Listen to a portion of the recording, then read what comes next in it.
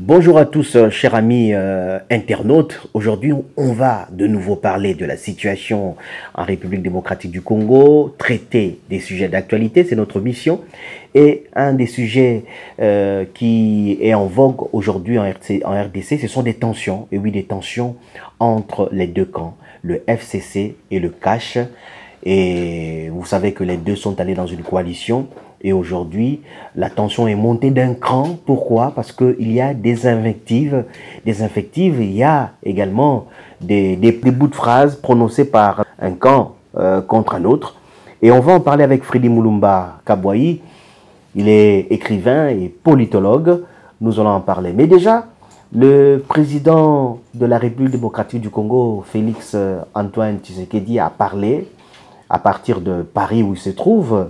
Et à travers les ondes de TF5, il a essayé de faire baisser cette tension. Il a dit que des problèmes sont inhérents à toute organisation humaine.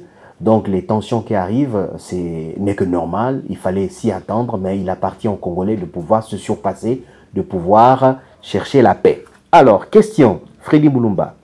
Cette tension que vous suivez, que vous connaissez, vous qui suivez l'actualité au jour le jour, comment vous analysez ces prises de bec, ces prises de position entre le FCC et le CACH? Oui, Adam, je pense que en tant qu'observateur de la vie politique congolaise, je suis très inquiet. C'est de voir que les Congolais, les élites congolaises ne comprennent pas les enjeux. Dès le départ, CACH et FCC avaient pour objectif de sauver le Congo. Ils se sont mis d'accord. Maintenant, après, on se rend compte que les pommes reviennent. C'est vrai, le président en a parlé, il y a toujours des conflits, mais il faut qu'on fasse attention. Dans le sens que dès le départ, les tireurs de ficelle n'ont jamais abandonné leurs objectifs. N'oubliez pas que nous venons de Genève. Qu'est-ce qui s'est passé à Genève? Le CACH est venu d'où? C'est quand il y a eu séparation avec la Mouka. Et vous avez vu pendant cette période, les tireurs de ficelle avaient fait leur choix. C'était la Mouka.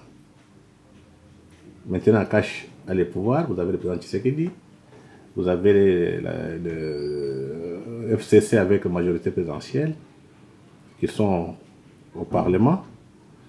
Je pense que ce qu'il faut éviter, c'est qu'on soit infiltré.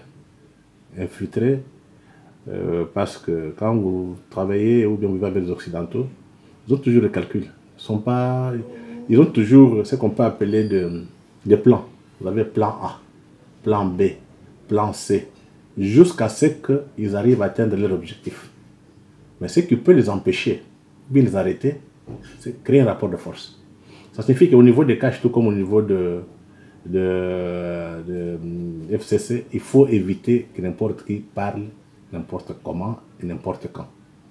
Il faut contrôler un peu les déclarations et savoir donner beaucoup plus d'importance à ce qui les unit qu'à ce qui les sépare. Généralement, quand vous suivez les déclarations, ce sont des polémiques. Mais en réalité, il n'y a rien. Parce que les chefs, vous avez le président ancien, le président Kabila, et Tshisekedi, c'est jamais se chamaillent. Comment la base peut se chamailler? C'est ce que je dis, il faut qu'on fasse attention. Il y a toujours le tir de ficelle. N'importe qui sort, il fait une déclaration, l'autre le contraire. Mais pour quel objectif? Je pense que c'est ce qui devrait se poser la question. Pourquoi ces gens font des déclarations et ces déclarations sont amplifiées dans l'opinion? Alors ce sont des questions secondaires qui ne méritent même pas qu'on en discute. Justement, s'il existe des tireurs de ficelle, c'est-à-dire que les objectifs sont ailleurs, et ces tireurs de ficelle ont des objectifs à poursuivre. Qui sont ces tireurs de ficelle? Comment peut-on les identifier? Adam, je dis, nos élites politiques, ou bien les élites congolaises, ne sont pas conscientes de l'enjeu. Je dirais un peu, ils ne sont pas conscients, ne savent pas que le Congo c'est un enjeu. Donc tout le monde nous envie. La paix, la stabilité ne intéresse personne.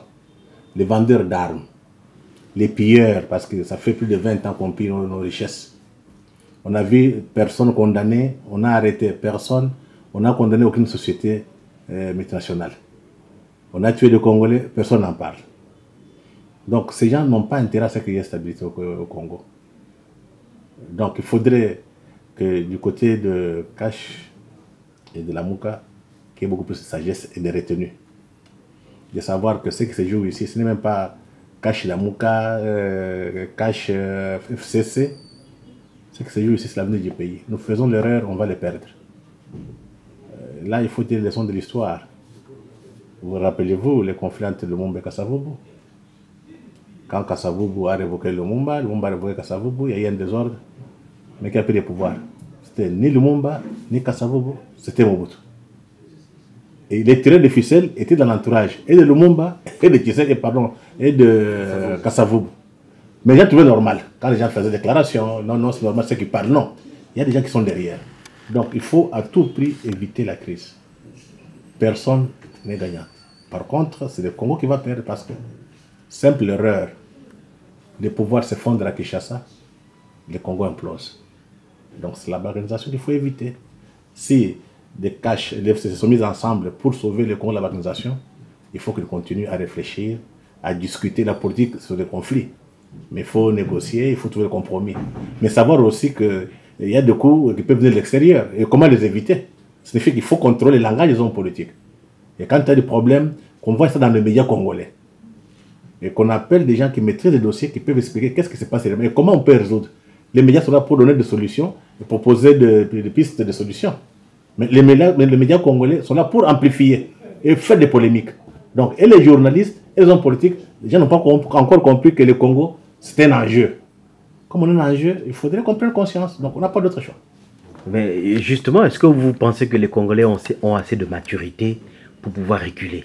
Parce qu'à la lueur où vont les choses, souvent la dynamique de l'action peut emporter tout le monde. Puisque vous avez dit là que cette crise ne profitera à personne à la fin. Mais est-ce qu'il y a assez de conscience, un sursaut d'orgueil, de bonne conscience pour que nous puissions revenir à la normale? Voilà pourquoi moi je dis, quand les politiciens se chamaillent, quand il y a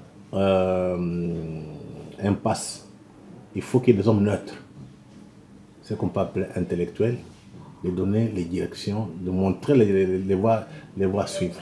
Ça fait que les gens qui ne font pas la politique. Parce qu'au bout de tout ça, il faut que notre peuple vive dans de meilleures conditions, que notre pays soit stable. Et quand les politiciens, chacun tire de son côté, il faut qu'il y ait des personnes qui prennent la hauteur. Et malheureusement, il y a trop peu de Congolais intellectuels qui ont le courage de parler parce qu'ils ont peur de perdre des privilèges. Et surtout, quand tu auras des nominations, ils disent, mais il faut s'identifier, ou bien tu es des caches, ou bien tu es FCC, comme ça, quand on va partager les postes ministériels ou bien les entreprises publiques, vous avez votre place. Voilà pourquoi il y a un silence. Les gens ne veulent pas parler.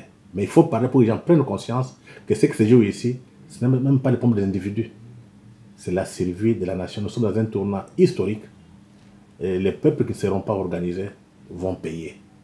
Et là, nous porterons une responsabilité importante du fait qu'on n'a pas pu parler à notre peuple, on n'a pas pu alerter l'opinion du danger qui guette à l'horizon.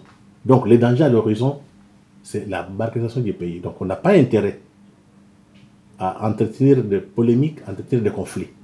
On a intérêt à faire partie du moyen pour qu'il y ait des compromis politiques, pour qu'il y ait des négociations et pour qu'on puisse résoudre ces questions de manière pacifique.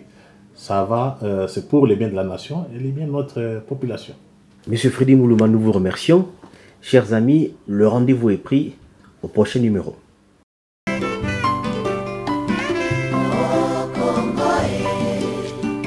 Kongo na biso Kongo 47 ans ya libanda